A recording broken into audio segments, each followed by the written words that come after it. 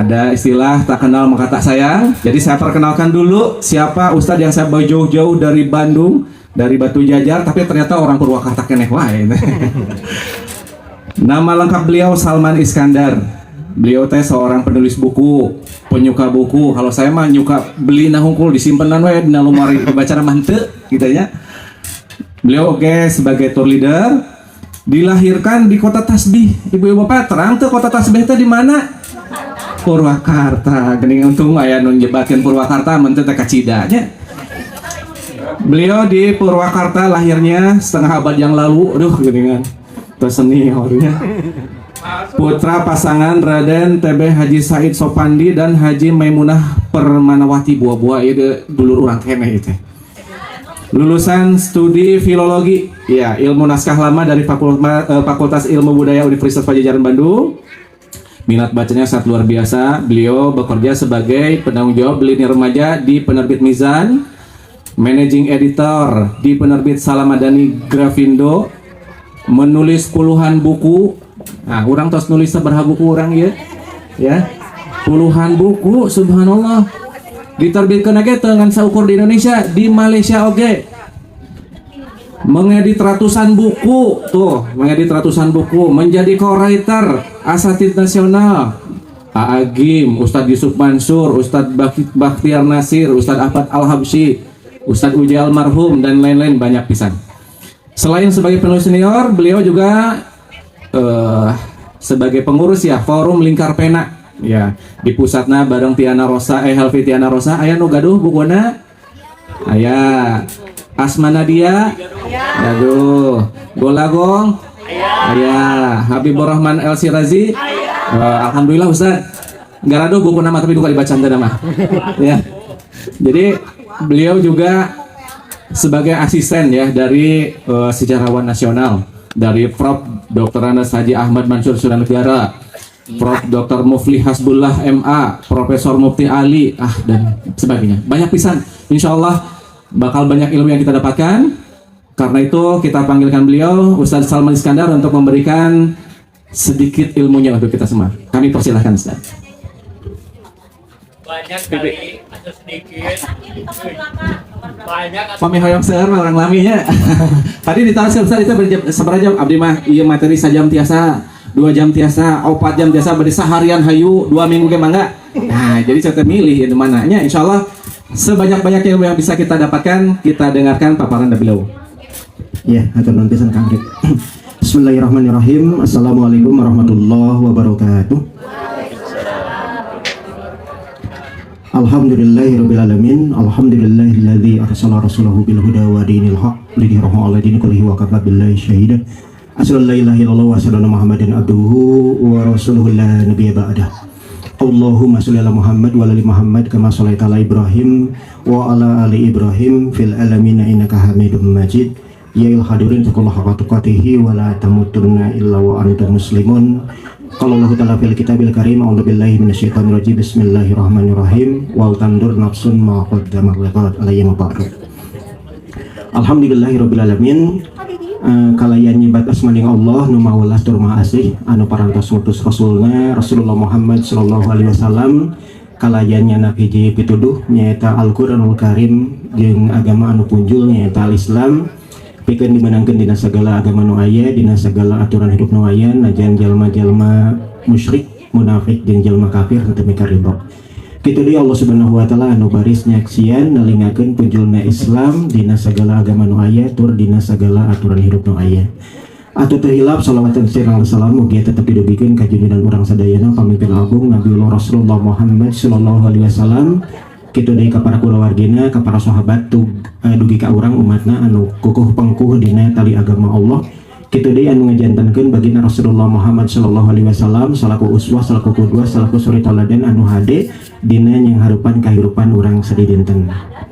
Ibu-ibu, bapak-bapak, para sepuh, para wargi sadaya, kulawargi besar ti Raden Kertaatmaja teueuh ti dalem wanayasa Raden Arya Surya Dikara anu kahiji. Nyambungna geuningan teureun teh kaditu kadieu. Upami nyambungna ka teureun Tatar Sunda nyambung nateka Pangeran Girilaya tug nyucruk galurna kaluhur dugikeun ka Syarif Hidayatullah Sunan Gunung Jati anu ngagaduhan ibu nyata Nyai Mas Rara Santang putri ti Prabu Wangi Pamanah Rasa Jaya Dewata Jaya Ningrat Sri Baduga Maharaja. Jadi kulawargi besar ti Raden Kerta Atmaja teh nya ngagaduhan terah anu sakitu aheng tur agung tur mulyana.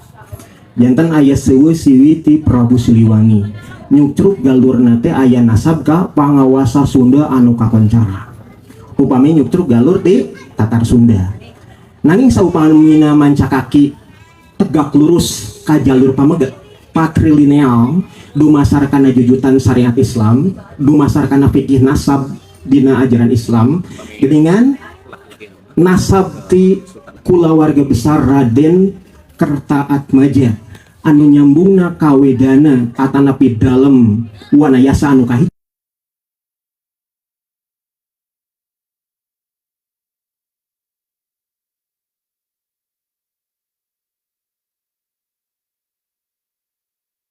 dua pangawasa anu aya ti Mataram Islam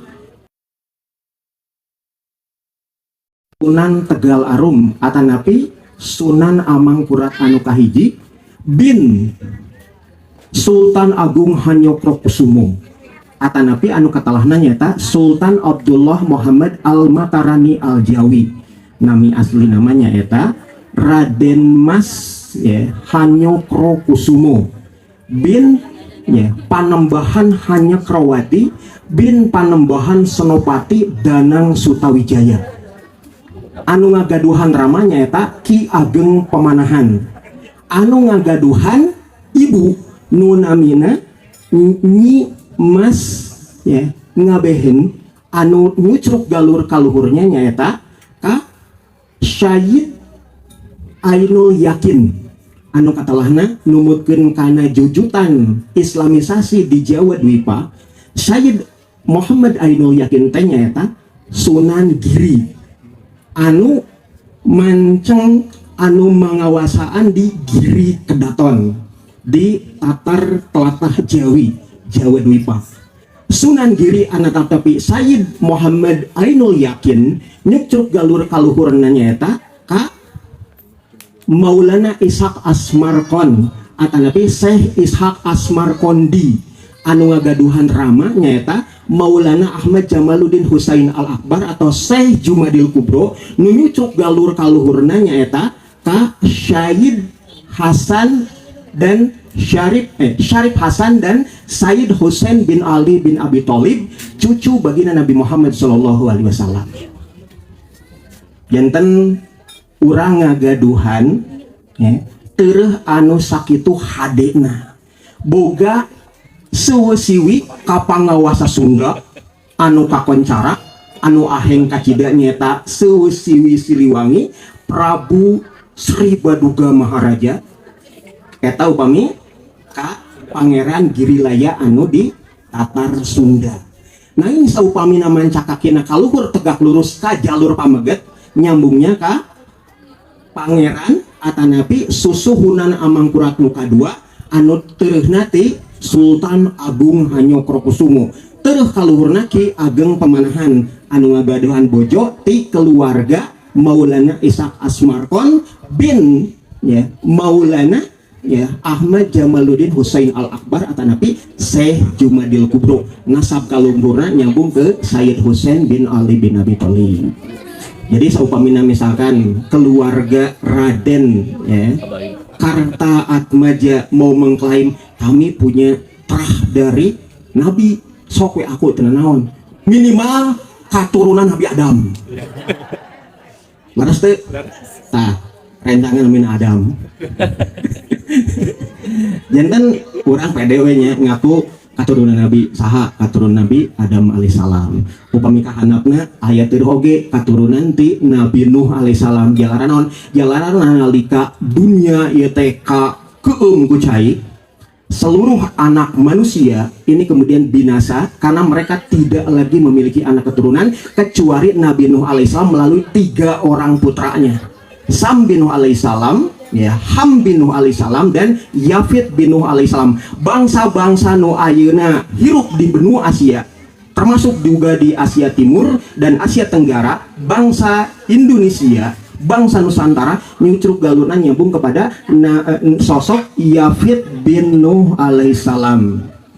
Malih mau pami nyucruk galur kahanap ti Sam bin Nuh alaihissalam nurunkeun bangsa Arab, nurunkeun bangsa Bani Israel, didinya anu katalahna nyaeta Ibrahim alaihissalam bin Azar ngagaduhan babara urang istri. Salah sawisana anu terkenal nyaeta Siti Sarah anu ngalahirkeun Nabi Ishak alaihissalam, Nabi Yakub alaihissalam tur Bani Israel. Ngagaduhan istri anu kadua nyaeta Siti Hajar, ngagaduhan murang kalih nyaeta Nabi Ismail bin Ibrahim alaihissalam bin Azar. Disebatkan oge dina babad Jawi, babad Sunda, yen Nabi Ibrahim alaihissalam ke ngagaduhan istri anu katilu namanya nyata Siti Qonturoh. Nah ini yang kemudian melahirkan bangsa-bangsa yang hidup di wilayah Asia Tenggara. Salah sawiasna nyata bangsa nu aya di Jawa Dwipa, tlatah Jawi jeung Tatar Sunda. Baina urang ge boga nasab ka Nabi Ibrahim alaihissalam. Tuh kan tos kasebatnya Nabi Adam, Nabi Nuh, Nabi Ibrahim alaihissalam. Terus nyucruk galur ka nabi bagina Nabi Muhammad sallallahu alaihi wasallam geuningan upami melacak dari sumber-sumber naskah-naskah lama kepurbakalan nu aya di Pabukon, Keraton jeung Museum, abdi kalesan nalungtik masalah filologi ilmu naskah lama. Kaguar geuningan-geuningan nu namina inohong-inohong nu aya di Tatar Sunda anu janten pangawasa muslim, pangawasa Islam ge aya nyucuk galur teureuk ti bagina Nabi Muhammad sallallahu alaihi wasallam. Tangtos urang kedah milampah kahadean kasayan tur oge kedah nyepeng kamuliaan ti kasang tukang luluhur urang sadayana, karuhun-karuhun urang sadayana. Jalaran naon? Jalaran urang teh ngagaduhan kewajiban pikeun ngajagi ngaraksa nu jadi karuhun-karuhun urang bihari zaman baheula gitu. Janten ieu mah panganteur geunya ti abdi nya supados urang teh tiasa ngajagi nya dengan saukur ngajagi ngaraksa tali duduluran tong poikeun obor tadi tos disaweurkeunnya supados urang apal jujutan urang karuhun urang sapertos kumaha. Pangpangna di urang teh parantos diwasiatan ku baginda Nabi Muhammad sallallahu alaihi wasallam dina salah seueus hadisna anu ngabagiakeun urang supados naon? Supados urang tiasa ngajagi tali duduluran supados henteu poikeun obor. Baginda Nabi ngadawuh la yadkhulul jannah qati'ur rahim, moal asup surga sing sahabae anu megatkeun tali duduluran anu naon anu sarahim. Janten ku ayana acara riungan riung mungpulung lawung dulur keluarga besar Raden Kertaatmaja teureuk ti dalem wanayasa Raden Arya Surya Dikara anu kahiji. Ieu salah sawios urang ngajagi tali duduluran numut kana wasiat ti baginda Nabi Muhammad sallallahu alaihi wasallam, la yadkhulul jannah qati'ur rahim, moal asup surga sing sahabai jalma anu menggatkeun tali duduluran tali rahim. Para fuqaha nyatelakeun mafhum mukhalafa, pemahaman terbalik dari hadis tadi. Siapa saja yang menjaga, ngaraksa dan milampah kahadian manyangkeun tali duduluran tinangtos haram asup neraka. Hartosna naon? Tangtos janten milampah kahadian dugikeun ka urang kenging rahmati Allah Subhanahu wa taala, lebet ka surgana Allah. Aku ayana riungan sapertos ieu, ku ayana ya lawung dulur sapertos ieu, eta salah sawios petunjuk pituduh ti baginda Nabi supados urang tiasa ngarakekeun tali duduluran, manyangkeun duduluran salah sawiosna supados urang kenging rahmat Allah Subhanahu wa taala ku balasan jannah surga Allah Subhanahu wa taala. Alhamdulillah abdi ka papancenan amanah ya ti Kang Arif. Kamari teh abdi teh upami hoyong balaka mah gitu asa kumaha nya janten teu nya ka dieu teh margi nuju dinten Kamis kamari cuma beli ka musibatan gebis dina motor duikeun ka teu tiasa natepan dugikeun ka jag-jaguar ringkas calik sapertos kieu soalna upami ruku sang sujud teh nyeri ieu teh Kamis kamari alhamdulillah Sabtu subuh kamari tos tiasa ka masjid tos tiasa nempelkeun deui alhamdulillah gini tiasa ka dieu teh istilah nama tos di ridhoan ku Allah Subhanahu wa taala ku ayana ridho ti Allah Subhanahu wa taala si abdi tiasa sumping ka ieu acara kamari teh sok ragap oge janten teu teu geuling alhamdulillah janten damang geuning tiasa mapah ka dieu gitu. Insyaallah kita akan coba menguraikan berkenaan dengan ya punten alih kode ngomong bahasa nasional ngomong bahasa Indonesia ya dan ninggal teh teu sadayana curing hak gitu. Dan sejarah Islam di Tatar Sunda jeung Wanayasa. Ieu pakaulan teras tadi. Nah, tos. Ieu teh makalah di kalangan para alim ulama, inohong Sunda, menak Sunda anu nyebatkeun ya nu namina Islam geus nanjeur tos sumebar menyebar luas ke seluruh penjuru alam, bahkan pada masa di mana baginda Nabi Muhammad SAW ini mulai hamlu dakwah ilal alam, mengemban dakwah ke seluruh penjuru alam dan sampai ke negeri kita. Ini yang dinyatakan oleh Buya Haji Abdul Malik Kalim Amrullah di dalam buku Sejarah Umat Islam jilid yang ketiga yang terbit pada tahun 1962. Kemudian yang kedua adalah hasil kajian dari penelitian dan hasil kajian ilmiah disertasi dari Profesor Dr. N.A. Baloh, sejarawan dari Balochistan yang merupakan perbatasan antara Hindustan dan Pakistan hari ini.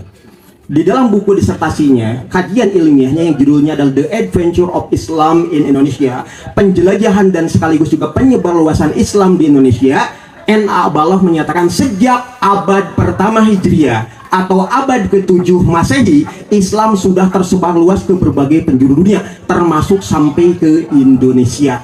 Ini argumentasi demi untuk membantah teori Gujarat abad ke-11 sampai abad ke-13 yang dinyatakan oleh Sir Christian Snoeckhoek dan juga J.P. Sneple, para sejarawan dari Belanda. Jadi Islam tos dugi ka Tlatah Jawi, Jawa Dwipa, Nusantara Indonesia, Hindia Timur atau Nusa Hindia, Kepulauan Nusantara Indonesia sejak abad pertama Hijriah atau abad ke-7 Miladiah Masehi yang sezaman dengan kepemimpinan baginda Nabi dan era Khulafaur Rasyidin. Bahkan kemudian pakaulan timang endang tras oge ti Kang Hawe sareng Mama Abdullah Binu. Mang endang teh apal Mang Ohle anu biasa maca pikiran rakyat kan aya karikaturnya Mang Ohle tah anu ngaropeana anu ngagamarna nyaeta Mang Endang samanggana Kang Hawe Haji Wawan Setiawan eta nu katalahna Mang Ohle upami Mang Endang nyaeta putra ti Kiai Haji Muhammad Isa Ansori nikah ka urang Sunda namina Nyai Mas Julaiha ngagaduhan murang kalih nyaeta Mang Endang atanapi Kang Esa Endang Saifuddin Ansori. Mang Endang atau Kiai Haji ya Endang Saifuddin Ansori menjelaskan ketika belajar budaya bapaknya yang orang Minang yaitu Kiai Haji Muhammad Isa Ansori aya istilah anu netelakeun adat basandi sara basandi kitabullah nyaeta Al-Qur'anul Karim sareng sunnah Rasul hartosna naon adat berdasarkan syariat berdasarkan Quran dan sunnah. Artinya apa? Adat budaya orang Minang itu Islam. Ketika belajar budaya masyarakat yang ada di kota Bandung kusabab teureuna nyaeta ti indung nyaeta Nyai Mas Julaiha eta ternyata nalungtik budaya Sunda teh nyaeta anjeunna netelakeun Sunda teh Islam, Islam teh Sunda. Hartosna naon? Mun ngaku salaku urang Sunda tapi lain Islam, berarti lain Sunda pituin.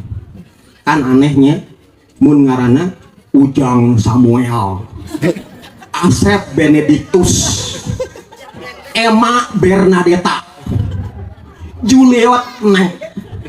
Kan nah gitulah aneh mun orang Sunda boga nama baptis tapi mun orang Sunda aya ngaranna dumasar kana kosakata basa Arab kaharti pisan malah mah karakter orang Sunda anu bager bener singer cager jeung pinter selaras dengan ajaran Islam dalam akhlakul karimah akhlakul mahmudah akhlak yang mulia dan akhlak yang terpuji. Lamun seurang Sunda tapi manehna lain Islam, berarti lain Sunda.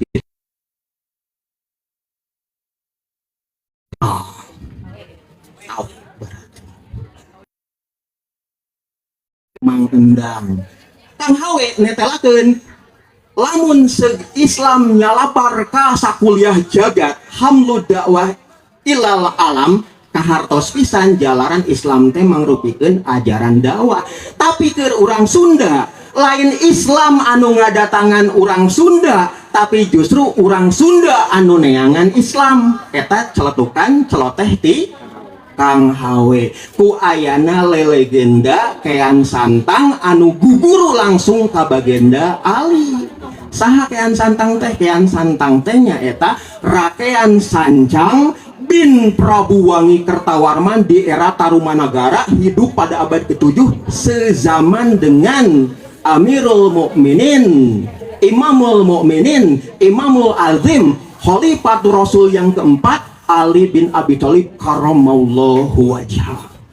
Ieu rakean sancangnya nu aya ti leuweung Sancang Garut, bukan kean santang bin Prabu Wangi Sri Baduga Maharaja yang hidup pada abad ke-15. Taurang Sunda mah sok pakujut antara rakean Sancang bin Prabu Wangi Kertawarman jeung Ki Hyang Santang bin Prabu Wangi Sri Baduga Maharaja. Kunaon bisa pakujut? Itulah pengaruh kolonialisme supaya orang Sunda teu apal jujutan karuhun anu ngagem Islam ti abad awal Hijriah. Itu yang terjadi. Itu cariosan Kang Hawe. Kumaha saur Mama Abdullah bin Nuh anu anjeunna teh nyaeta pimpinan pondok pesantren Al-Iyanah nu aya di Cianjur, kitu deui anjeunna teh nyaeta pimpinan pondok pesantren Al-Ghazali nu aya di Bogor. Anjeunna ge netelakeun yen Islam sudah sampai ke negeri kita sejak awal abad pertama Hijriah atau abad ke-7 Miladiah, sezaman dengan Rasul dan para sahabat. Beliau juga mengutip apa yang dinyatakan di dalam Tarikh Islam, Tarikh At-Tabari, karya dari Imam Ibnu Jarir At-Tabari, yang menyatakan bahwa sejak abad ke-7 pada saat kepemimpinan Khalifatul Rasul yang ketiga, yaitu Sayyidina Utsman bin Affan radhiyallahu an, kota pelabuhan Kanfu atau kota pelabuhan Guangzhou atau kota pelabuhan Guangdong yang ada di wilayah Tenggara Tiongkok itu sudah dikuasai oleh para syah bandar dari Arab sejak era Khalifah Utsman bin Affan. Syah bandar itu apa? Kepala pelabuhan yang bertanggung jawab untuk mengizinkan kapal-kapal niaga ini kemudian melempar jangkar untuk berlabuh. Lamun syah bandarnya tidak mengizinkan, maka mereka tidak bisa berlabuh. Nah, yang namanya syah bandar, kepala pelabuhan kan tuh ujug-ujug datang kadinya langsung jadi kepala, langsung jadi raja, jadi pengawasan. Tapi ada proses yang dilalui. Bagaimana dinasti Tang Cina di wilayah Tiongkok memberikan izin kepada para syah bandar Arab Muslim untuk menjadi kepala niaga yang ada di kota pelabuhan itu. Tentu sudah dirinci semenjak masa Rasulullah, masa Khalifah Abu Bakar, dan Khalifah Umar bin Khattab. Maka pada masa Khalifah Utsman bin Affan, syah bandar dari Jazirah Arabia berkuasa di kota pelabuhan Kanfu, Guangdong atau Guangzhou. Perhatikan oleh kita, dari kota pelabuhan Jeddah di Jazirah Arabia, ketika kapal-kapal niaga itu akan berlabuh ke berbagai pelosok negeri untuk berniaga, untuk berdagang, dari kota pelabuhan Jeddah di Jazirah Arabia turun ke bawah ke arah selatan, masuk ke perairan Laut Merah, kemudian memutar ke arah utara untuk melewati Teluk Arab. Di situ ada Yaman dan di bawahnya adalah Somalia, Eritrea, dan Ethiopia. Kemudian terus berlanjut sampai ke wilayah Teluk Hormuz atau hari ini kita ketahui sebagai Teluk Persia. Setelah itu terus langsung menurun ke bawah menuju teluk yang kemudian ada di kota-kota pelabuhan yang ada di wilayah Hindustan atau Asia Selatan. Di situ ada kota pelabuhan Diu, ada kota pelabuhan Gujarat, ada kota pelabuhan Goa, dan ada kota pelabuhan Malabar. Maka turun ke bawah pasti melalui selat yang kemudian dikenal hari ini sebagai Selat Ceylon atau Sri Lanka. Kemudian terus ke wilayah utara, mengitari tempat yang kemudian dikenal sebagai benua Hindia atau Asia Selatan, tiba di kota pelabuhan Coromandel. Dari situ kemudian terus ke utara, maka akan tiba di kota pelabuhan Bengali atau Benggala atau Bangladesh hari ini. Kemudian langsung ke wilayah utara sedikit, maka tiba di kota pelabuhan Merauke atau kota pelabuhan Arakan hari ini, tempat orang-orang Rohang atau Rohingya hari ini. Dari situ kemudian turun ke bawah, memasuki perairan atau lautan Andaman yang sudah dekat dengan wilayah Muang Thai atau Thailand. Terus ke bawah, maka hanya ada dua hal yang bisa dilalui oleh kapal-kapal niaga yang akan berlabuh di situ atau untuk berdagang di situ. Memasuki Selat Malaka atau tiba di kota pelabuhan Lok Jempa di wilayah Aceh Utara. Kalau tiba di kota pelabuhan Aceh Utara di Lok Jempa, pasti akan memutar ke arah pesisir barat dari kepulauan Samatira atau Sumatera, maka turun ke bawah ke wilayah Sumatera Utara, kota pelabuhan Barus atau Alfansur atau orang-orang dinasti Patalima yang menyebut sebagai Barousai kalau menuju ke wilayah barat. Tapi kalau menuju wilayah bawah ke arah selatan, pasti memasuki Selat Malaka. Kalau memasuki Selat Malaka, di situ ada dua kota pelabuhan yang ada di wilayah Aceh Timur ke arah utara, yaitu apa? Kota pelabuhan Biren atau kota pelabuhan Lok Semawe. Kalau tidak berlabuh di situ, pasti akan masuk ke wilayah Semenanjung Pamalayu. Tibalah di kota pelabuhan Malaka atau hari ini kita sebagai Melaka City. Kalau tidak di situ, maka akan terus ke bawah memasuki kota pelabuhan Polingpang atau Palembang hari ini. Dari situ kemudian memutar ke arah utara, yaitu apa? Ke wilayah selat yang kemudian hari ini dikenal sebagai kota pelabuhan Tumasik atau Singapura. Dari situ terus ke utara, maka akan tiba di wilayah Laut Funan atau Laut Kuning, Laut Cina Selatan. Barulah tiba di kota pelabuhan Kanfu, Guangdong atau Guangzhou di wilayah Cina. Kebayang nggak sama ibu-ibu? Sok jelasin lagi. Jadi para syah bandar dari Jazirah Arab, selain mereka berniaga berdagang, mereka pun menyampaikan risalah Islam dalam amaliyah dakwah. Makanya kemudian ketika di masa para Fir'aun dulu, mereka orang-orang Mesir membawa kayu gaharu dari wilayah Aceh, Sumatera dan Jawa, sekaligus juga membawa kamper barus dari kota pelabuhan Barus atau Alfansur. Di zaman Fir'aun 900 tahun, 9 abad sebelum baginda Nabi nongol atau sana orang Mesir, orang Arab baheula geus nepi ka negeri urang. Malih mah orang-orang Mesir juga terbiasa berniaga logam mulia berupa emas dan perak dari Salaka Nagara anu diadegeun ku aki tirem aki luhur mulia. Salaka Nagara itu dina bahasa Sunda mun diterjemahkeun kana bahasa Eropa Silver Kingdom atau kerajaan perak, bahasa Sundana Salaka Nagara. Di masa Fir'aun ya teh. Jadi naon? Pelayaran samudra tiba heula geus nepi ka negeri urang komodi pas zaman Rasul 900 tahun berikutnya, 9 abad berikutnya, tentu kapal-kapal niaga jauh lebih modern, jauh lebih hebat, sekaligus juga jalur perniagaan jelas lebih rame daripada masa Fir'aun. Jadi menyebutkan bangsa orang karek asuk Islam abad ke-11 dan 13 tinggalin pisan gitu.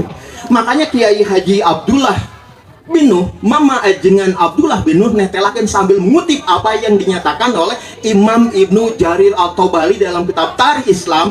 Islam geus nepi ka negeri urang, ka Indonesia, ka Tatar Sunda, telatah Jawi, Jawa Dwipa nyaeta abad ke-7 Masehi atau abad pertama Hijriah. Saat Rasul dan para sahabat masih jeneng masih ayah. Patarosana orang rek percaya karena teori Gujaratnya, Hugronya atau teori Mekahna Buya Hamka. Hugronya mah jelema kafir, ari Buya Hamka tangtos ulama muslim. Al-Quran netelakeun kepada kita semuanya, ngawasiatin pikiran orang sunat. Kalau seandainya ada orang fasik membawa berita, maka fatabayyanu.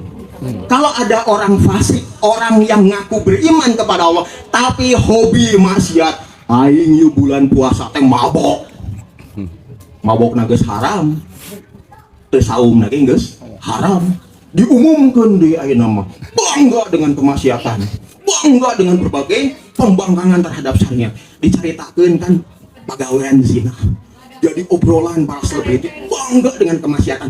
Itulah kalau dia mengaku beriman, berarti orang yang mengumumkan kemaksiatannya menunjukkan ini tanda kefasikannya.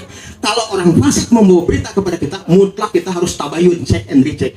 Yang membawa berita Islam masuk ke negeri orang abad ke-11, abad ke-13 itu orang kafir lain fasik deui. Ari pasik mengaku beriman tapi hobi maksiat. Ari jelema kafir geus menolak, tidak mau iman, tidak mau taat. Jadi hugronya mutlak harus ditolak. Ari Buya Hamka, ieu ulama ieu. Tangtos urang gedah nampi. Ieu ge ulama teh Cianjur, ulama ti Bogor, Mama Abdullah ajengan Binu. Netelakeun Islam tulah sampai ke negeri kita pada masa Rasul dan para sahabat. Tangtos urang gedah nampi. Nah, ini kalau kemudian jalur yang kemudian tadi melalui Selat Malaka itu memutar ke wilayah utara sampai kemudian tiba di kota pelabuhan Guangdong, Kanfu ataupun yang kita ketahui sebagai Guangzhou, Guangdong atau Kanfu dalam bahasa Arab. Itu kalau ke utara. Bagaimana kalau kemudian terus ke selatan? Maka mereka para penjelajah dari Arabia yang membawa misi perniagaan sekaligus juga misi amaliyah dakwah Islam akan tiba di kota pelabuhan Kalapa atau Sunda Kalapa atau Jayakarta atau kota pelabuhan Waya di Jakarta Utara hari ini. Kalau terus ke arah barat memasuki Selat Sunda, maka akan tiba di kota pelabuhan Wahanten Pasisir atau wilayah Banten Lama hari ini. Itu kalau ke barat. Nah, bagaimana kalau ke wilayah timur setelah masuk ke kota pelabuhan Sunda Kalapa, Jayakarta atau Batavia di masa kolonial Belanda? Maka akan tiba di kota pelabuhan Karawang. Makanya Syekh Kuro atau Maulana ya Hasanuddin yang berasal dari Al-Quds Palestina dan berguru di Madrasah Ummul Qura, makanya ke orang-orang Karawang menyebutnya sebagai Syekh Kuro. Anjeuna tug dugikeun ka wilayah Karawang. Ya, dimakamkan di Karawang ge. Terus upami misalkan terus sampai ke wilayah timur, maka akan tiba di kota pelabuhan Eretan nu aya di Cihaur Gelis di wilayah Indramayu. Upami terus ke arah timur, maka akan tiba di kota pelabuhan Muara Jati Cirebon. Kalau terus ke wilayah timur akan tiba di kota pelabuhan Japara Jawa Tengah. Terus ke arah timur akan tiba di kota pelabuhan Gelagahwangi di wilayah Demak. Terus ke arah timur akan tiba di wilayah kota pelabuhan Giri atau Giri Kedaton. Terus ke arah timur akan tiba di kota pelabuhan Teluk Ampel Denta Surabaya. Kartosnya, bagaimana kemudian penjelajahan samudra dilalui oleh para juru niaga sekaligus juga mereka adalah para pendakwah Islam di generasi awal kaum muslim. Oleh karena itu kemudian kita akan melihat, nah terus, nah udah. Maka akan kita tahu orang Sunda mengenal baginda Nabi sejak tahun 590 Miladiah ketika orang-orang Sunda, orang-orang telatah Jawi, Jawa Dwipa, Oge, Nusantara, Indonesia menjelajahi samudra. Bukan hanya orang Arab nu datang ke negeri urang, bukan hanya orang Persia nu datang ke negeri urang, bukan hanya orang Mesir nu datang ke urang, bukan hanya orang Turki nu datang ke negeri urang, bukan hanya orang Hindia nu datang ke urang, tapi orang kita, orang Sunda, orang Jawa, orang Sumatera, Suwarna Bumi, Suwarna Dwipa, di kota Borneo, Celebes, bahkan ke Kepulauan Nuwar. Mereka juga kemudian berdatangan ke wilayah barat. Untuk apa? Sarwa, berniaga gitu. Makanya kemudian ketika baginda Nabi Muhammad SAW pada usia menjelang usia 25 tahun 590 Miladiah ketika beliau menjadi kepala niaga dari usaha dagangnya Bunda Khadijah, anjeunna teh bertemu dengan ragam manusia lintas benua, lintas samudra, lintas etnik dan lintas budaya. Salah satunya seperti yang dinyatakan oleh Profesor Dr. Andes Haji Ahmad Mansur Suryanegara, guru abdi. Orang Sunda, orang Jawa dan Nusantara pada umumnya mereka juga berniaga sampai ke wilayah Timur Tengah. Di kota pelabuhan Jeddah sampai ke wilayah Damsyik, Damaskus, Suriah. Maka ketika baginda Nabi pada waktu itu mengepalai kepala niaga dari perusahaan dagangnya Bunda Khadijah, dipastikan bertemu dengan ragam manusia lintas benua, lintas etnik, lintas samudra. Dan saat itu Muhammad SAW sudah dikatakan sebagai Al-Amin, manusia yang jujur terpercaya. Maka berita Muhammad Al-Amin juga tersebar luas ke berbagai pelosok negeri sampai ke negeri urang. Jadi pantas lamun aya kisah rakean Sancang bin Prabu Wangi Kertawarman hayang ngabuktikeun Islam anu dibawa ku Sayyidina Muhammad SAW ditayangan nepikeun ka Jazirah Arabia, justru panggihna jeung minantu baginda Nabi yaitu Ali bin Abi Thalib karramallahu wajhah.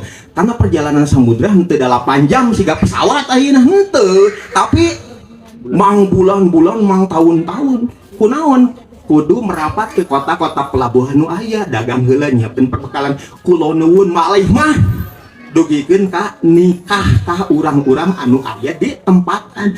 Geuning euy urang Sumatera teh geulis gitu kan. Saparos abdi alhamdulillah pengen urang di Sumatera Barat, Ranah Minang gitu. gitu ya. Jantan seperti itu. Lajengnya berikutnya perkembangan amaliyah dakwah, maka kita akan mengetahui bahwa ada kesatria Sunda tahun 1337 alias abad ke-14, yaitu Sang Bratalegawa yang merupakan putra kedua dari Pangeran Suryadipati Pangeran Bunisora Mangkubumi nu aya di Galuh Kawali Ciamis. Ngagadentoskeun Prabu Wangi Linggabuana anu tilar dunya di Tegalan Bubat. Sate acan Pangeran Niskala Wastukancana di Istrenan jadi raja. Nah itu disebutnya Bratalegawa anjeunna nikah ka Nyai Mas anu aya di kota pelabuhan Gujarat, namina nyaeta Siti Farhana binti Emir Muhammad. Siti Farhana, Siti itu dari kata Sayyidati. Berarti naon? Nasabna nyambung kepada Syed Husain bin Ali bin Abi Thalib, cucu baginda Nabi. Jadi Haji Purwa Bratalegawa nikah ka Sayyidah gitu.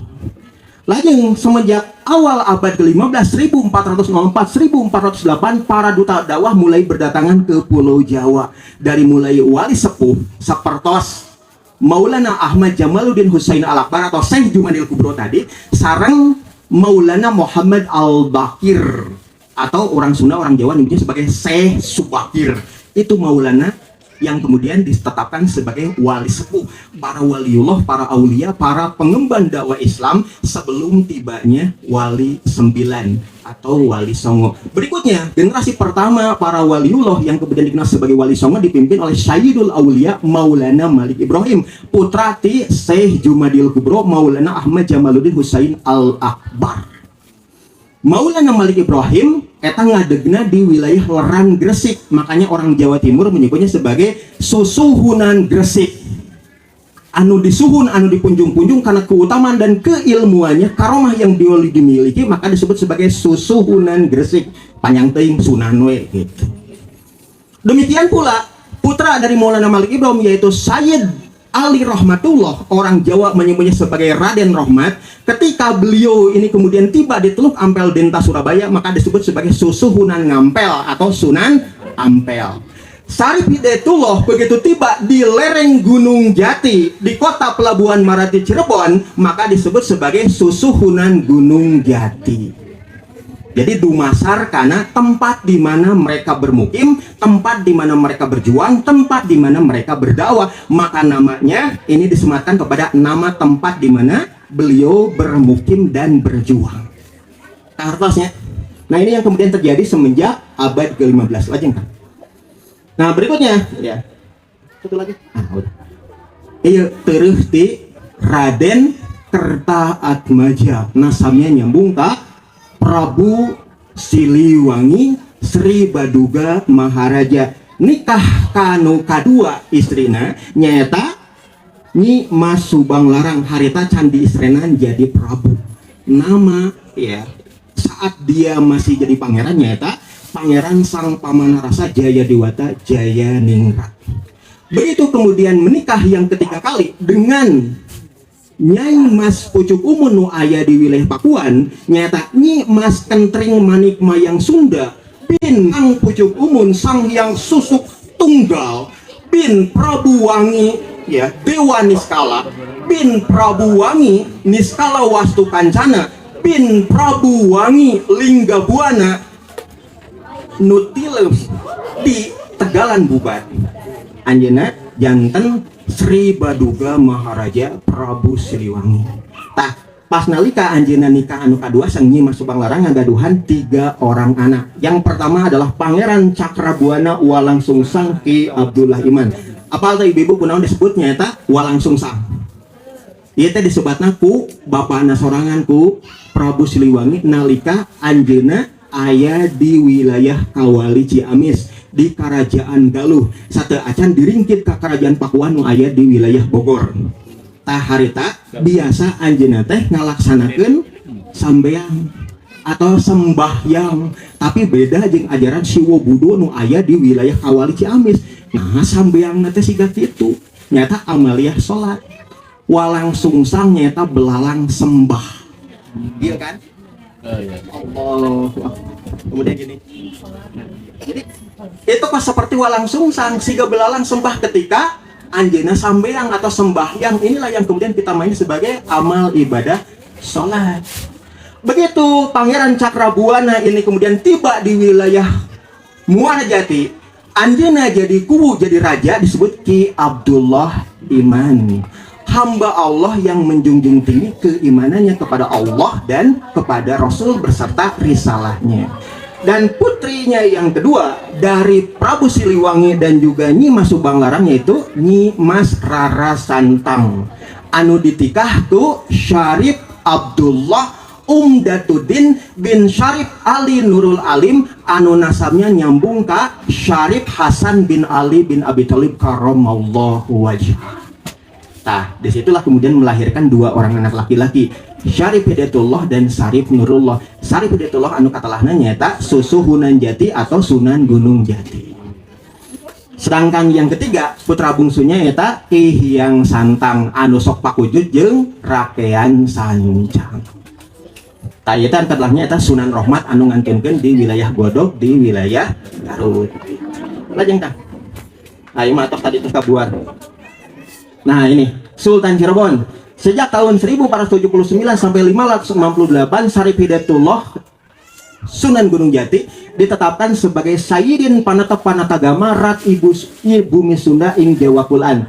Sayyidin ini pemimpin penghulu dalam urusan-urusan agama, Panatep Panatagama yang menetapkan hukum-hukum agama yaitu hukum syariat Islam. Rat Bumi Sunda yang bertahta di Tatar Sunda ing Jawa Kulon di wilayah Jawa Kulon, Jawa Kulon, Jawa Barat. Jadi beliau itu adalah pemimpin agama seperti layaknya Raden Patah bin Bre Kertabumi Prabu Brawijaya yang kelima yang ditetapkan sebagai penguasa Islam di Demak 1 tahun sebelum bertahtanya Syarif Hidayatullah Sunan Gunung Jati tahun 1478. Raden Patah julukannya sebagai Sayyidin Panatep Panatagama Khalifatur Rasul ing Tanah Jawa, pemimpin pengganti Rasul yang bertahta berkuasa di Pulau Jawa. Ditetapkan oleh siapa? Ditetapkan oleh Syed Ali Rahmatullah atau Raden Rahmat bin Maulana Malik Ibrahim atau anu katalahna nyaeta Sunan Ngampel bin Sunan Gresik. Lajeng pamimpin anu kadua setelah wafatnya Syarif Hidayatullah tahun 1568 maka bertahlah yaitu menantunya yaitu Fadilah Azmatkan atau Fatahilah, pembebas kota pelabuhan Sunda Kelapa ketika Fernando de Sá dari kaum Parangi Portugis hendak mendirikan benteng pertahanan kota atas perjanjian antara Alfonso de Albuquerque dengan Sang Hyang Tohaan di Majaya, yaitu penguasa yang ada di wilayah Pakuan pada waktu itu. Maka Fadilah Azmatkan pun kemudian merupakan menantu dari Sultan Trenggono dari Demak dan juga sekaligus juga menantu dari Sultan Cirebon yang pertama Syarif Hidayatullah Sunan Gunung Jati. Maka beliau bertahta untuk selama 2 tahun. Makanya kalau ibu-ibu dan bapak-bapaknya sumping ke wilayah ya lereng Gunung Sembung, di puncaknya itu ada makam Susuhunan Jati Nuka 2 sareng Susuhunan Jati anu katilu. Susuhunan Jati anu kadua nyata Syarif Hidayatullah Sunan Gunung Jati. Susuhunan Jati anu katilu nyata Fadilah Azmatkan atau Fatahilah. Saha amun Susuhunan Jati anu kahiji nyata nota Syekh Datuk Kahfi, ulama anu nanjarkeun Islam di Cirebon, bahkan jadi guru dari Pangeran Cakrabuana Raden Mas Walang Sungsang nyata Ki Abdullah Iman. Jadi begitu ya. Nah, kemudian yang ketiga yaitu Sultan Cirebon yang ketiga itu Panembahan Ratu yang pertama atau Pangeran Zainal Arifin bin Adipati Anom yang pertama atau Pangeran Muhammad Arifin bin Syarif Hidayatullah Sunan Gunung Jati. Dan kemudian penguasa yang keempat sejak tahun 1649 sampai 1656 yaitu Sultan Cirebon yang keempat yaitu Panembahan Ratu yang kedua atau juga yang dikenal sebagai Pangeran Girilaya bin Adipati Anom yang kedua dari Cirebon. Pangeran Girilaya itu ayeuna pakuat kaitna sareng teureun ti Pangeran Surya Dikara anu kahiji dalam wanayasa anu nyucuk galur kahanap ka keluarga besar dari Raden Kertaatmaja. Ieu nyambungnya. Tuh jujutan orang teh tos katinggal lain nama. Ini adalah para pemimpin muslim anu kakoncara.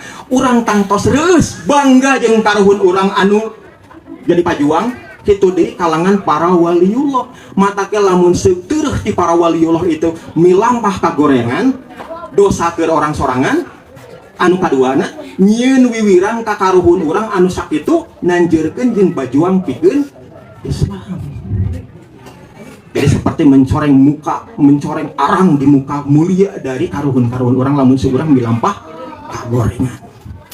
Lamun seurang milampah kahadean tangtos urang kenging amal soleh pikeun urang nyalirat, kitu deui kitu juga kita bisa menjaga nambah baik karuhun-karuhun urang sadayana. Atasnya ibu-ibunya tajengkan. Nah ya dinasti dalam Wanayasa tah. Kulawargi besar ti Raden ya Karta Atmaja nasabna nyambung tak teras ka opat jujutan kaluhur ka Raden Angga Kusuma. Raden Angga Kusuma teh putra ti Raden Dipakusuma, putra ti Raden Sutanegara, putra ti Raden Sumadinata, putra ti dalem Raja Dinata, putra ti dalem Panengah, putra ti dalem Arya Surya Dikara anu hiji ieu dalem Wanayasa anu ngadegen kota anu disebutnya Wanayasa. Wana teh leuweung, yasa teh tempat bermukim atau perkampungan atau padukuhan. Jadi Wanayasa teh baheulana leuweung geledegan, tapi dibuka ku kersana dalam Arya Surya Dikara anu kahiji jadi kota ayeuna teh. Tak dalam Arya Surya Dikara anu kahiji teh nyata mangrupikeun putra ti Pangeran Pancawara ya, putra ti Pangeran Dipati Katuangan, putra ti Susuhunan Amangkurat anu kahiji. Susuhunan Amangkurat anu kadua ieu teh mangrupikeun putra ti Sultan Amangkurat anu pertama anu kategalna nyaeta Sunan Tegal Arum anu ngantunkeun di wilayah Kabupaten Tegal. Ya perbatasan sareng Cirebon kan Tegal teh. Tah Susuhunan Amangkurat anu kahiji atau Sunan Tegal Arum teh nyaeta putra pertama sekaligus juga penguasa Mataram dari Sultan Agung Hanyokro Kusumo. Sultan Agung Hanyokro Kusumo mangrupikeun putra ti Sultan atau Panembahan Hanyokrowati. Panembahan Hanyokrowati putra ti Panembahan Senopati Danang Sutawijaya. Danang Sutawijaya mangrupikeun putra ti Ki Ageng Pemanahan. Ki Ageng Pemanahan ngagaduhan bojo nyaeta Nyai Mas Ngabehin. Anjeunna teh nyaeta mangrupikeun ya putri ti Sunan Giri Kedaton Muhammad Ainul Yakin anu nikah ka putri Blambangan nyaeta putri Sekar Dadu tereuh ti Bre Kertabumi Prabu Brawijaya kelima penguasa Mojopahit. Eta ti putri Sekar Dadu. Tah upami Muhammad Ainul Yakin Sunan Giri eta mangrupikeun putra ti Maulana Ishaq Asmarkhan. Maulana ini gelar dari kata maulai yang mananya adalah bagenda yang mulia dalam konteks bahasa Arab, ungkapan gelar kepada anak keturunan ahlul baitnya baginda Nabi Muhammad Sallallahu Alaihi Wasallam. Jadi ayat tereh kadinya gitu. Tereh digigir kumaha tah katelahna kieu nya. Tah tingawitan Pangeran Dipati Katuangan putra ti Susuhunan Amangkurat ya, anjeunna teh nikah ka putri Madura, putri dari Raja Madura harita itu. Akhirnya kemudian punya dua orang anak. Yang pertama ini adalah ya ini apa namanya tuh Pangeran Pancawara itu ya, Pangeran Dipati Katawangan yang kemudian menikah dengan ya putri dari Madura itu punya anak. Yang pertama adalah Pangeran Pancawara. Ya, sedangkan kemudian ya yang kedua istrinya anak perempuannya itu Putri Harisbaya. Putri Harisbaya ditikah ku Pangeran Girilaya atau Panembahan Ratu yang kedua yang terahnya nyambung kepada Sarip Hidayatullah Sunan Gunung Jati yang merupakan cucu dari Prabu Siliwangi dari pihak ibunya Nyi Mas Rara Santang binti Prabu Wangi ya Sri Baduga Maharaja. Tah upami misalkan Pangeran Pancawara ini nikah ka ini Nyai Ratu Putri yang merupakan adik dari Pangeran Girilaya. Jadi adina nikah ka Pangeran Girilaya, sedangkan lanjutnya nikah ka adina Pangeran Girilaya. Nyambung gitu tah.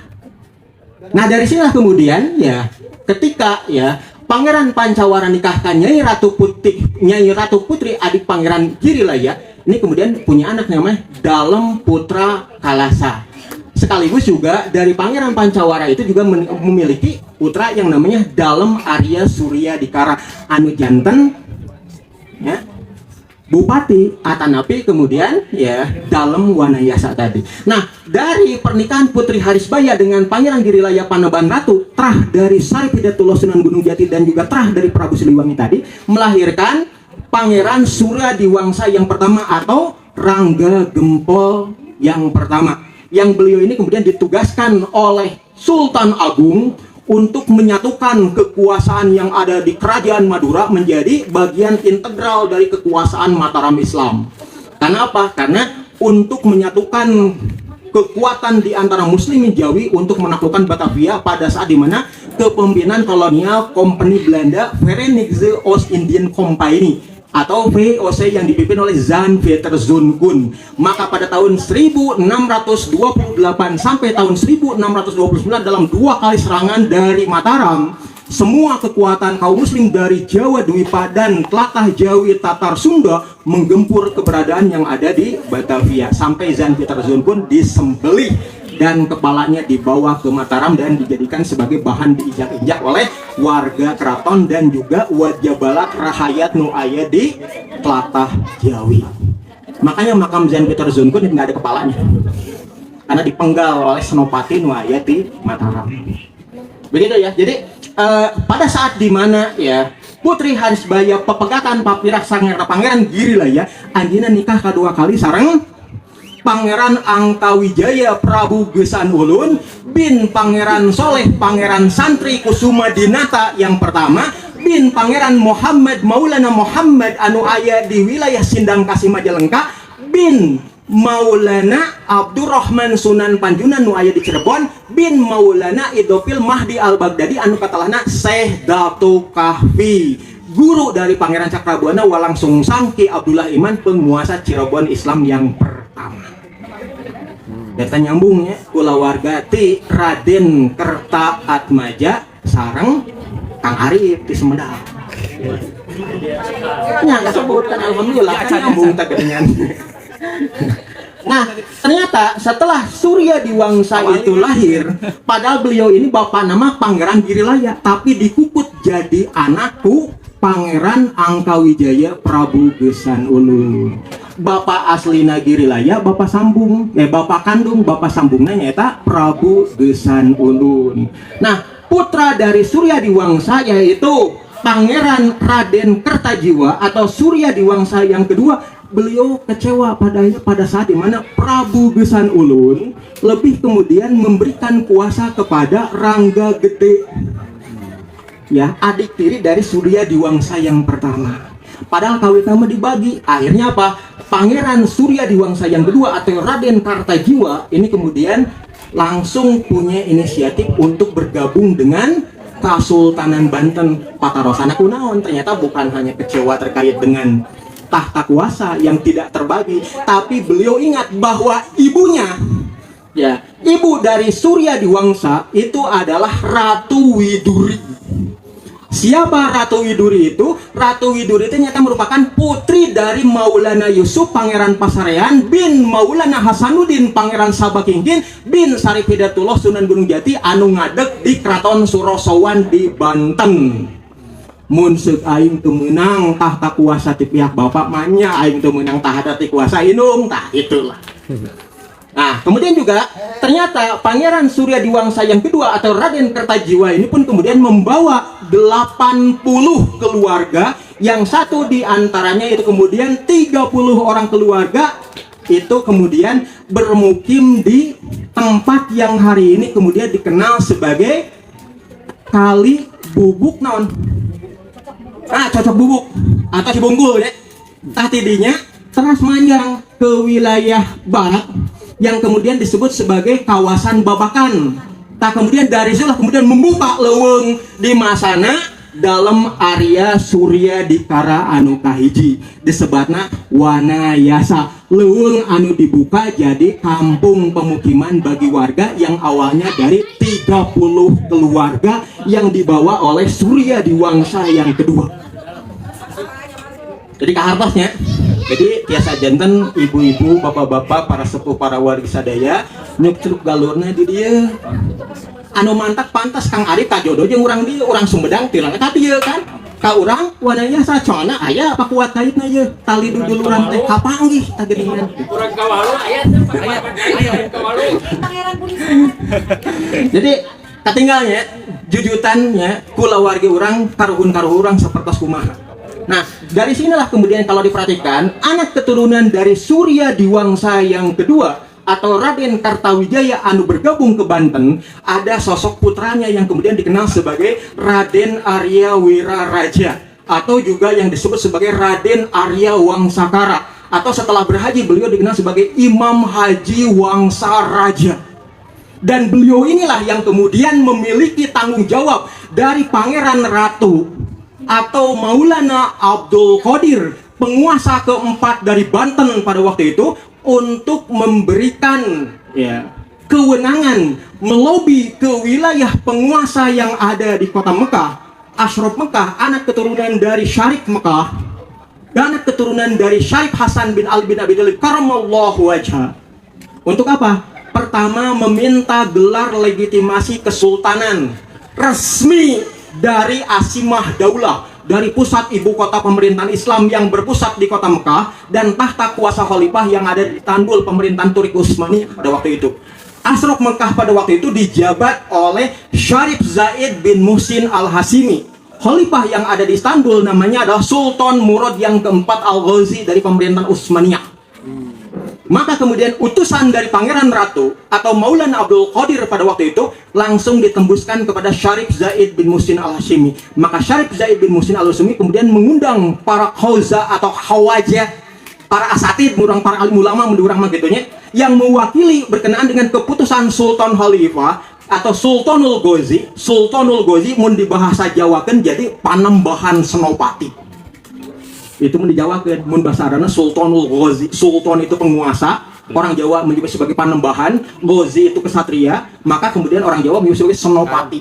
Nah, jadi situ kemudian kita lihat bahwa Sultan Murad IV Al-Ghazi menyatakan persetujuan untuk memberikan gelar kesultanan resmi bagi kesultanan Islam yang ada di telatah Jawi, Tatar Sunda, Jawa Dwipa, Nusantara Indonesia. Ternyata lobbynya karena Raden Arya Wangsakara, Imam Haji Wangsaraja ini kemudian tidak hanya memihak bagi kepentingan Banten, tapi juga memihak bagi kepentingan Teueuh Nati Mataram Islam. Makanya kemudian ketika beliau pulang kembali ke tanah air, tiba di wilayah Keraton Surosowan nu aya di kawasan Banten Lama tahun 1638, maka gelar resmi kesultanan melekat kepada Panembahan Ratu atau Pangeran Ratu ing Surosowan. Namanya adalah Pangeran Ratu Maulana Abdul Qadir. Gelar resminya adalah Sultan Abul Mafahir Mahmud Abdul Qadir. Maka sejak itulah kemudian resmi pertautan hubungan erat antara negeri kita dengan Asimah Daulah, pusat ibu kota pemerintahan Islam yang ada di kota Mekah dan yang ada di Istanbul. Jadi mun ayeuna aya yang mengkriminalisasi khilafah dan lain sebagainya, teu apal sajarah. Tah keluarga besar dari Raden Kertaatmaja kudu apal siga kitu kartosnya. Dan Sultan Agung yang di Mataram digelari Sultan Abdullah Muhammad Al-Matarani Al-Jawi oleh Teueuh dari Surya Diwangsa yang kedua, yaitu Pangeran Arya Wangsakara anu ngandunkeun di kawasan Lengkong, Tangerang, anu kamari dikukuhkan sebagai pahlawan nasional. Padahal pahlawan nasional teh heureut pisan, kedahna pahlawan Islam. Mun pahlawan Islam tinggawitan Maroko duikeun ka Merauke, tinggawitan Malaka duikeun ka Maluku, ti Masrik ilal Maghrib. Jadi lebih luas kalau disebut sebagai pahlawan Islam. Jadi pahlawan nasional teh heureut pisan. Nasional berarti keur urang kumpul gitu nya. Allahu a'lam bishawab, sakitu anu tiasa kapikahatur. Nedah punten samudaya kalepatan. Bila itu ya. Assalamualaikum warahmatullahi wabarakatuh. Alhamdulillah. Wassalamualaikum warahmatullahi wabarakatuh. Luar biasa sekali ya Ibu Bapak semua. Para wargi sadaya, ternyata urang teh kami dicuk-cuk galur kakaruhun kaluhur mah turunan Nabi oge nya. Ti putrana. ya sareng aya Tuan Ibrahim oge nya insyaallah Nabi Nuh juga da luhur mah pasti kan Nabi Adam. Masih kena waktu sepanjang 5 menitan malah pilih aya nu bade ditaroskeun di para wisata mangga silakan. Hanya satu saja ya. Karena ada agenda berikutnya dan Ustadz juga mungkin insyaallah perlu istirahat kita tadi sajam setengahnya kan luar biasa. Abdi hilap ternyata tapi alhamdulillah ya anu ngarekam. Nanti linknya dikasih ke kita jadi kita bisa nonton kembali ya. Mangga. Hatur nuhun Kang Abi Arif dina waktosna. Bismillahirrahmanirrahim. Assalamualaikum warahmatullahi wabarakatuh. Ka pangersa Bapak Salman Iskandar, hatur nuhun pisan karena mangpirang-pirang elmuna anu tapi da rada sesah kacangkem nanti ku simkuring mah nya duka kudu sanesna simkuring oge kalebet ka anu salah sama penyuka sejarah gitu. Tapi nya eta anu janten hambatan teh eta ngapalkeun nami sareng taun sejarah teh anu janten sok janten pabeulit mata luar biasa tita tadi Masya Allah Ustaz Buni Norowelang kitunya sagala rupi kacangkem abong-abong ahlina panginten hatur nuhun pisan-pisan. Aya sakedik anu tadi anu nembe terang simkuring oge yen antawis kean santang sareng kean sancang teh benten geuningan da anu dipahami mah yen anu milari ilmu dugi ka Mekah ka Sayyidina Ali teh kean santang manawi teh kean santang putra Prabu Siliwangi we eta kitu janten nembe terang dinten ieu alhamdulillah hatur nuhun Ustaz. Terasa lajengna pinten anu dipahami ti SD ti ngawitan diajar sejarah yen Islam sumping ka wilayah Nusantara teh nyata abad ka 13 gitu di ngawitan eta teh nu dipopulerkeun ku Snukordonyi teh anu eta mah kan saparantos kitunya nambihan deui meureun pengetahuan ningkat-ningkat deui oh ternyata eta mah kaki tangan penjajah geuningan kitunya kapungkur mah kan oh eta we nu dipelajari teh gitu ayeuna mah kaemut oh nya janten aya skrip naon nya penglabuhan sejarah leres gitu Ustaznya janten maca deui ayeuna da ari maca mah mung anu darareet we gitu Ustaznya nu sejarah teh paling oge nu kaayeunakeun nu kantos dibaca teh tentang Islam datang ke Nusantara teh Ustaz Salim Pilah pangintennya sok sakrik macaan tidinya teras oge anu rada kaditunan tadi disebut-sebut aya zaman Turki Utsmani Ustaz Felix Yow panginten tapi da tetep jantan kumargi tos panginten tos Pentium sabaraha kitu ieu na jantan sesah we nyangkoana teh mung anu katangkepna teh yen aya hubungan sauna teh antawis kerajaan Turki sareng perang Diponegoro kitu anu kacangkem teh taduka eta teh terus teh nama terus mengenai sejarah Jawa Barat kuring mah ngaos dina sejarah Jawa Barat yang Kang Yosef Iskandar minten tah eta kasabit-sabit nami kerajaan Salakanagara tah jantan nambihan deui tapi ilmuna teh ternyata aya hubunganna sareng naon tadi geuningan silver bahan-bahan tambang tidinya panginten ti daerah Banten pami telepatna nya Salakanagara mah tan janten tarosan tadi upami turunan urang teh ti Pangeran Girilaya ti Cirebon panginten teras tapi anu nyambungna teh tadi janten ka Suradikara waktu ngalolos ke daerah Wanayasa tahu pami urang ti turunan Cirebon nah aya kakaitanana nami Wanayasa di urang Wanayasa sareng Wanayasa Cirebon aya beber di Cirebon di urang di Wanayasa aya Cibeber Pleret di Cirebon aya Pleret oge di urang nah kitu aya kakaitanana kitu Ustaz eta panginten nu janten patarosan teh hatur nuhun assalamualaikum warahmatullahi wabarakatuh. Waalaikumsalam warahmatullahi wabarakatuh. Langsung Ustaz. Ya, mohon hatur nuhun pisan ibunya anu parantos ngadeukeun patarosana sakitu rea, sakitu manjang tina respona, tina apresiasina hatur nuhun pisan. Saupamina misal urang nyukruk galur tina diksi, istilah, kosakata salah sawiosna anu ditetalakeun ku para waliullah, ku para inohong-inohong Sunda atanapi nu aya di para ningrat di Jawa gitu nya.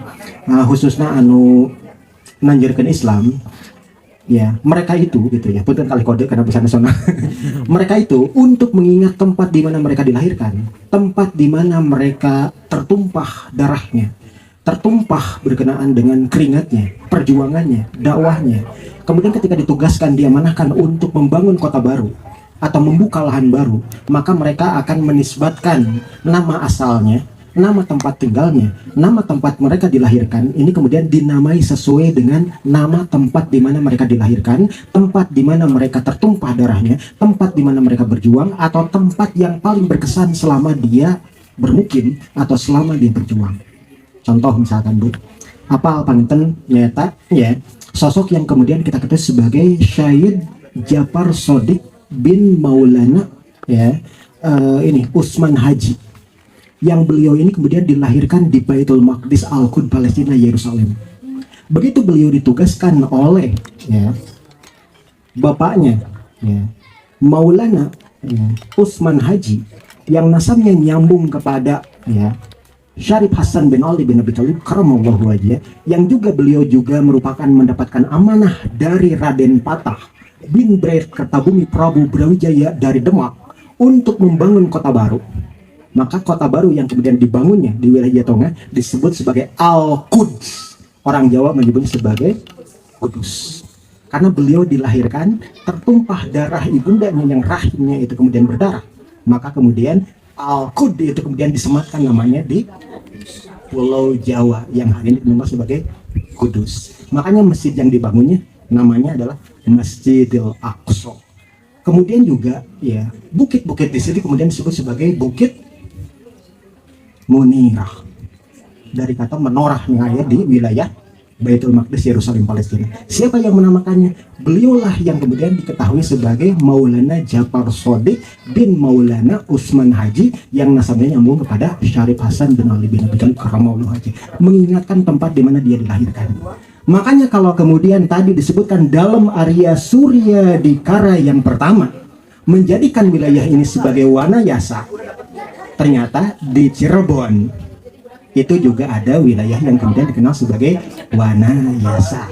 Karena dalam Arya Surya Dikara yang nasabnya nyambung ke Pangeran Pancawara yang kemudian menikahi ibundanya yaitu Ratu Putri adik dari Pangeran Girinaya yang nasabnya nyambung kepada Syarif Hidayatullah Sunan Gunung Jati anu ngadeg berkuasa di wilayah Cirebon. Dan di wilayah Cirebon ada tempat yang disebut sebagai Wanayasa. Dan secara iradah Allah, ketika tiba di sini, nu ayatnya leuweung, bahasa Sunda disebut wana.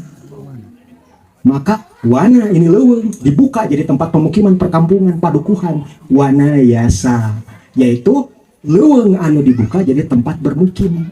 Wanayasa sami jeung tempat anu kampungkurna andana ngadeg di wilayah Cirebon.